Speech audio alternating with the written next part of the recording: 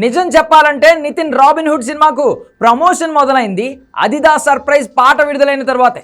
దానికి ముందు కూడా ఈ సినిమా ప్రమోషన్ చేశారు కానీ పుంజుకున్నది మాత్రం ఆ పాట నుంచే.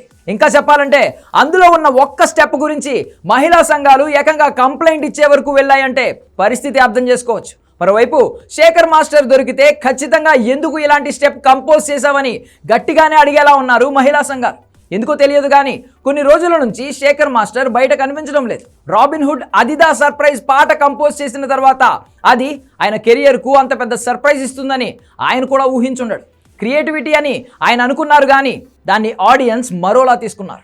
ఆ లంగా స్టెప్ ఎలా కంపోజ్ చేయాలనిపించింది అంటూ చాలామంది శేఖర్ మాస్టర్ను ప్రశ్నల మీద ప్రశ్నలు వేసి చంపేశారు. ఆయనను అడిగితే పర్లేదు కానీ మీడియా ముందుకు ఏ సెలబ్రిటీ వచ్చినా కూడా ఈ స్టెప్ గురించే అడుగుతున్నారు. అదేదో సినిమాలో అదిదాస్ సర్ప్రైజ్ అంటే మేమెందుకు దాని మీద స్పందించాలి అంటూ మిగతా వాళ్ళు తప్పించుకుని తిరుగుతున్నారు. ఇవన్నీ దాటుకుని సాంగ్ సూపర్ డూపర్ హిట్ అయింది. సినిమాకు కూడా సెన్సార్ వరకు వచ్చింది. అయితే అందరు కళ్ళు కప్పినా సెన్సార్ వాళ్ళ కళ్ళు మాత్రం అస్సలు కప్పలేరు దర్శక నిర్మాతలు. అందుకే ఆ లంగా స్టెప్ సెన్సార్ బోర్డు దెబ్బకు ఎగిరిపోయింది. మన ప్రెస్ మీట్లో కూడా వెంకీ కుడుమలను మీడియా ఇదే క్వశ్చన్ అడిగింది. అంత కాంట్రవర్సీ అయిన స్టెప్ సినిమాలో ఉంటుందా అని అడిగితే ఆయన వెండి తెర మీద చూడండి అదిదాస్ సర్ప్రైజ్ అన్నాడు. తాజాగా సినిమా విడుదలైన తర్వాత చూస్తే నిజంగానే ఆ స్టెప్ సినిమాలో కనిపించలేదు.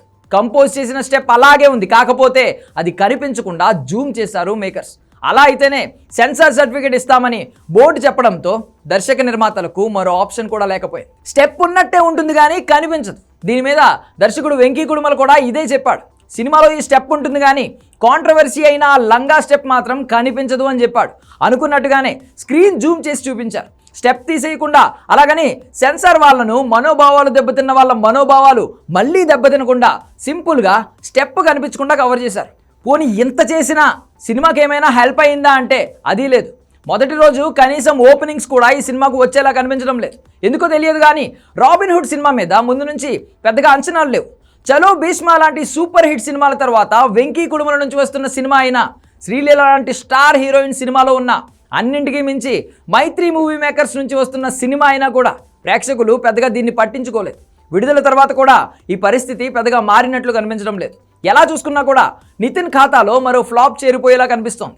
ఎన్నో ఆశలు పెట్టుకున్న లంగా స్టెప్ కూడా థియేటర్లో కనిపించకుండా పోయింది. మొత్తానికి రెంటికి చెడ్డ రేవడిలా మారిపోయింది రాబిన్ హుడ్ పరిస్థితి. ఎప్పుడో 90ల్లో తీయాల్సిన సినిమా ఇప్పుడు తీస్తే ఇలాగే ఉంటుంది అంటూ దీని మీద మీమ్స్ కూడా బాగానే పేలుతున్నాయి.